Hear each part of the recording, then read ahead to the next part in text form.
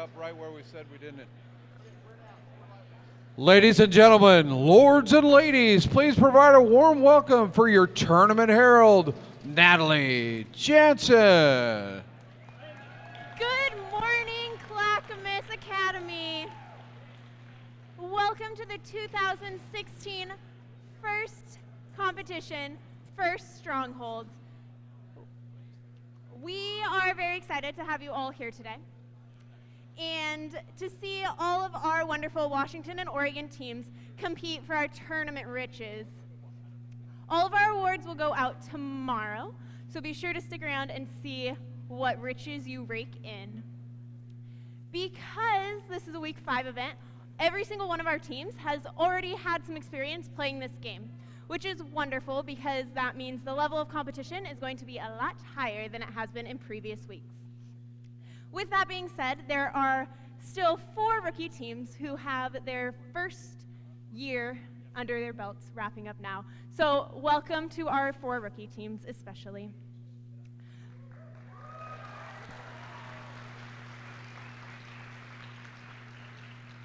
This game also is very important because we need our audience to help us out. Every 5 matches or so, we are going to have a new defense be picked by the audience. So when that time comes, it is up to you to cheer so loudly for the audience that you want, for the defense that you want the robots to try and breach. Before we get started, we have a message from first founder Dean Kamen, Distinguished Advisor Woody Flowers, and First President Don Bosey. Ready your champion. The quest is about to begin. We hope you're all ready to show your strategy, creativity, and gracious professionalism. After 6 intense weeks, it's time to rally for First Stronghold. Thank you to all the mentors, sponsors, suppliers, parents, and each of you for making this a great event and season. First works because of your support and determination. Building your robot was a team effort, and we can't wait to see over 3,000 unique robots developed to score well and succeed. You're right, Woody, and the teams have already succeeded in many ways just by being here. Over the next few days, you will learn even more about character and grit. That's enough talking. Let's get this quest underway and prove why First is so much more than just robots. First Stronghold, commence!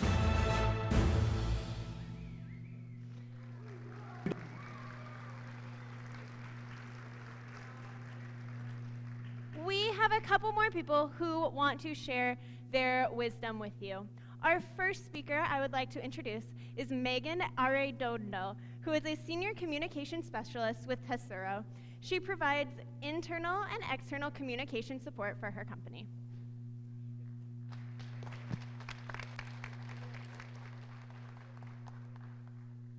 Good morning.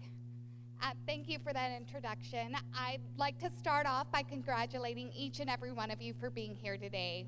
Tesoro is proud to support Washington First Robotics and its commitment to creating a world where science and technology are celebrated and where young people dream of becoming science and technology leaders. Thank you to Kevin Ross and Washington First Robotics for hosting the Pacific Northwest District event here at Clackamas Academy and for allowing Tesoro to be a part of this event. A STEM-related job is any job that requires knowledge of science, technology, engineering, or math. For the U.S. to succeed and continue to play a leadership role in addressing tough global challenges, we must do a better job of engaging and supporting students in these subjects and encouraging them to pursue careers in STEM-related fields.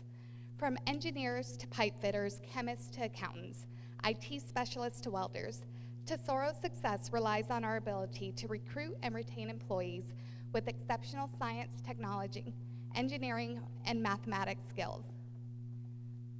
Tesoro supports STEM to ensure we have a skilled and educated workforce. That's why STEM is one of the cornerstones of our community investment strategy. Being involved in FIRST means you all have proven yourselves as smart, creative, collaborative, inventive, and most of all, fun. One day in the not-so-distant future, I hope many of you in this room would consider joining the Tesoro family and help us create a safer and cleaner future. Thank you again to Washington First Robotics for promoting the value of STEM education and acknowledging the importance that STEM-related careers have on our economy. Thank you to the teachers, coaches, mentors, and parents for encouraging and supporting our children in the pursuit of STEM-related subjects. And congratulations to all the teams for your hard work and dedication. You're all winners in my book. Thank you and have a wonderful day.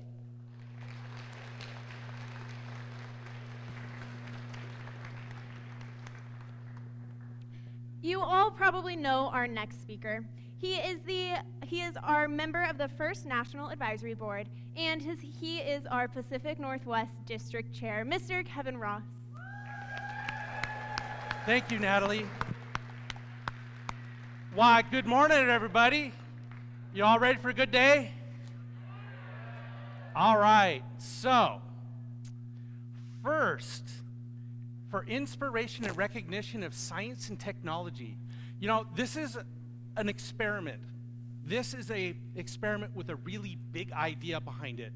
The big idea is that we can have an enormous group of students learn science, technology, engineering, and math, but at the same time, learn some really essential skills that'll help you form networks in the future and to really kind of push things forward. And we rely on young people for a really good reason. I got a little history lesson here for you. Anybody know who James Casey is? James Casey was a teenager, 17 years old. In 1907, started this thing called the American Messaging Service in Seattle with a friend of his. And over time, they started to grow bigger and bigger, and they eventually renamed themselves to the United Parcel Service. UPS was started by a 17-year-old. Not bad. Though he was a little bit older, there was another guy who had a lumber company in Seattle and fell in love with airplanes. And he ended up starting, I think it was Pacific Aerospace Products or something like that, which his name was Boeing, obviously. And so, you know, in about 1930, he renamed that to the Boeing Company. So another company that was started here in the Northwest. So we're not unique. Big ideas are not unique to us, right? Fast forward a little farther. You know, two 17-year-olds at Lakeshore or Lakeside High School in Seattle started a company called Microsoft. Even a little bit farther after that, a guy's on his way home from college, young fellow, and decides, maybe you ought to be able to buy books online. And that was Jeff Bezos. So the interesting thing is that these are four of the companies that are really huge now. I mean, these are really big companies that provide a great deal of service to the rest of the country. And this spanned 100 years, so we know that this isn't a new idea. But if you think about what happens when you combine those four companies, I can sit down on my computer in Seattle using Microsoft software and order something from Amazon, and it will get shipped out of Kentucky overnight on a Boeing airplane using UPS. And I can actually order something like at 10 o'clock at night, and it'll show up by noon the next day. You guys sort of grew up in this world. For those people my age, we used to use the Sears and Roebuck catalog. You'd have to circle what you wanted, and you'd call on the phone, and it would take a couple weeks to get there. The fact that you can get something overnighted across the country is fabulous. Now, the key thing about this is that there was no plan. Obviously, James Casey was dead long before Bill Gates got his company started, right? But the fabric that got established here is really, really important. And that's kind of how the world works. You know, there's this paper written by a guy named Leonard Read. I think he published it in 1948. He was an economist. And it's called iPencil. iPencil. And it's a paper, an essay that's written in the first-person voice of a number 2 Ticonderoga pencil. You know, the one that you take a test on. And he was pointing out that there is no one person on the face of the earth that could actually manufacture that pencil. No one person on the face of the earth could actually manufacture that pencil from scratch. And when I first read it, I thought, no, that doesn't seem right. But when you think about it, So it's got a piece of wood, it's got graphene for the lead, it has a brass ferrule to hold the eraser on, and it's got the eraser. Well, in order to make all of that stuff, let's just use the little brass thing, you know, the little metal thing that holds the eraser on. You know what I'm talking about. To make that thing, I need raw materials. I need, somebody has to go find that stuff. We need a geologist to go find it. We need miners to dig it out of the ground. The miner needs equipment, which meant that there's another industry that builds mining equipment so that they can pull that metal out of the ground, right? So this one stupid thing, this one pencil, took millions of people to build. Everybody had a little hand in it, and nobody knew that they were probably building a pencil. So, and if you think about it, that's how our entire world works. We ended up building these really cool robots, but the reality is none of us mined the aluminum, none of us made the chips. We're able to put it together in really cool and interesting ways, but no one person could actually build that thing entirely from scratch. So, what has this got to do with gracious professionalism?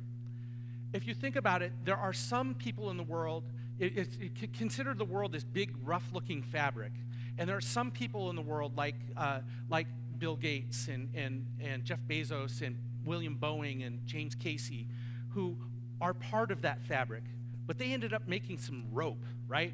They laid out big rope into that fabric, and the rest of us are sort of filling in the threads. And the question is going forward, how can we not be threads? How can we at least be strings? And I think gracious professionalism is the key to that. I think being able to work together the way you guys work together to do this robotic stuff, and I think having a vision that you can go out and compete with people, but at the same time also treat them with respect and make sure that they can succeed as well, will actually help with that. So, you know, like if we were flapping the thing, I mean, gracious professionalism puts a great big ripple in the fabric of how the world works. And I'm really excited to see that, and I think we're starting to see the benefits of it. It's only been around for 20 years. This is going to take probably another generation. But what you guys are learning with the gracious professionalism and how to treat each other kindly and work with respect and work with others is so key to the success of the world. Did that make any sense whatsoever?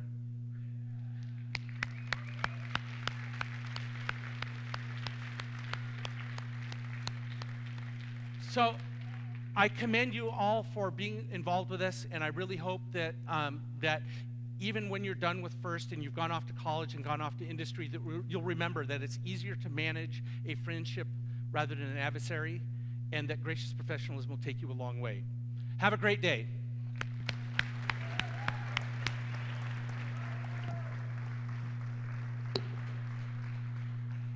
As many of you know, the competition isn't necessarily confined to this arena. There are a group of people who you need to impress at all times, and they are led by our judge advisor, Terry Nope, and they can be seen in their blue polos and their nice sparkly crowns, so give your judges a warm welcome.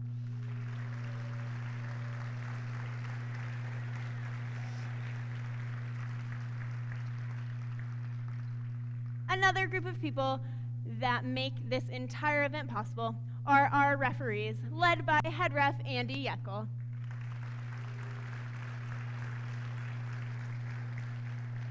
Andy, do you want to come join us for audience selection?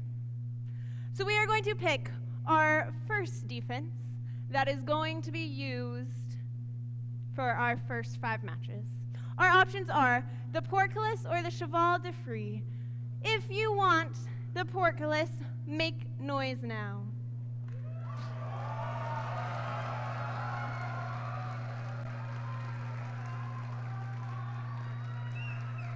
And let's hear it for the cheval de frise. Yep.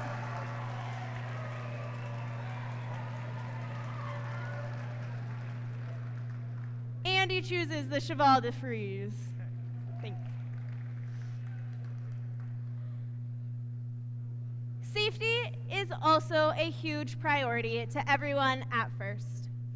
And we are lucky enough to have our UL safety advisors here to help us make sure that everything runs safe and smoothly. They can be seen in red polos, and they are led by Eric Sorensen. He's hanging out up there.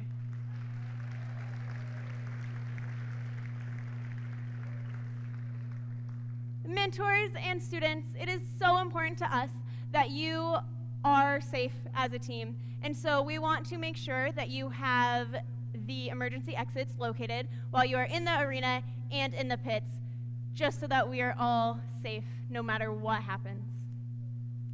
FRC also really cares about sending you all to college. There are nearly 200 colleges and universities that offer FRC scholarships that are available to any student who participated in the program. There is over $20 million of scholarship money waiting to go to you. So you should be thinking about applying for those scholarships as you apply to colleges so that your financial burden will be lessened by the great work that you do because of FRC. The next group of people I want to recognize are very special students in our program. They are students who are exemplars of all things FRC. They are nominated by their teams and by their mentors to make it on the Dean's List. So our Dean's List semifinalists who will be interviewing today will be on the screen if we have a list of their names.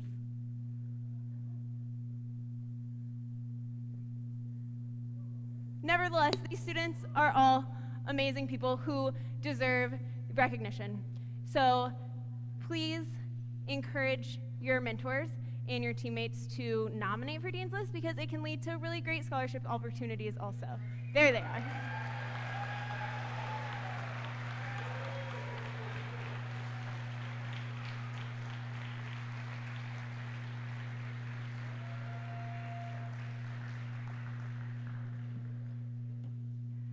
This program also wouldn't be possible without the tireless efforts of all of our mentors and coaches and volunteers. So as the competition heats up and as we run through our tournament this weekend, make sure to thank your mentors and coaches and show them how much they appreciate you, or how much you appreciate them. They also very much appreciate you, but you already know that. FRC doesn't just start with FRC. It meets you at any age you are at. There are 3 other programs that FRC puts on, and if you would like more information about these programs, you can visit them online at firstinspires.org. Now I would like to welcome our national anthem singers to the floor as we all stand and remove our hats.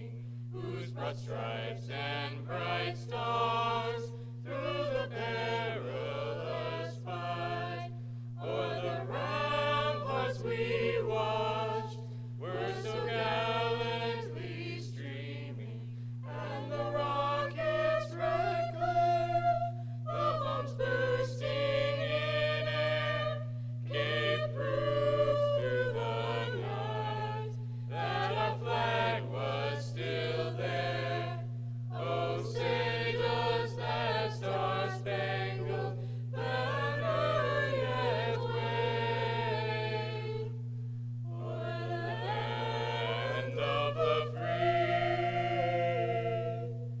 and the home of the brave?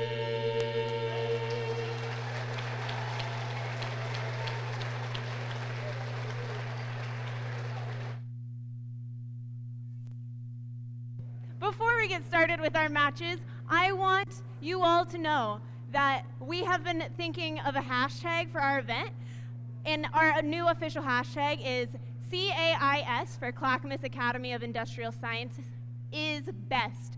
So anytime you talk about this event on Twitter or Facebook, which I expect you all to do a lot, you should use that hashtag so that tomorrow, when the event up in Auburn starts, they see how much better we are because we already have such a great presence.